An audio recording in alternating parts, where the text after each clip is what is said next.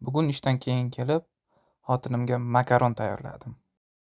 Buning uchun bizga uyda bor go'shtimizni olib, qizarguncha qovurib olamiz. Go'sht qizargandan keyin qo'shnidan piyoz olib, xohlagandek kesib, go'shtga qo'shib birgalikda qovuramiz.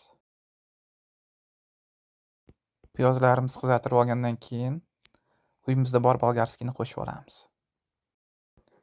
1 qoshiq tomatni pasta qo'shib, ustidan krishkani yopib, 1-2 minutga damlab qo'yamiz. Kartoshkani qo'shni olib o'tirmadik, o'zimizda uyda bor ekan, xohlagandek kesib qo'shib olamiz va ustidan tuz qo'shamiz. Shu turishda yaxshilab aralashtirib olib, ustiga yarim piyola suv qo'shib, 15 minutga damlab qo'yamiz. 20 minut o'tgandan keyin mana shunaqa xilma-xil makaronlarimizni ustidan qo'shib olamiz. Mana shunday zo'r chiroyli chiqsin. Makaronlarni ustiga yarim piyola suv qo'shib, ustidan yana ozgina tuz qo'shib, yarim soatga past olovda dimlab qo'yamiz. Shu bilan shunaqa makaron tayyor bo'ladi.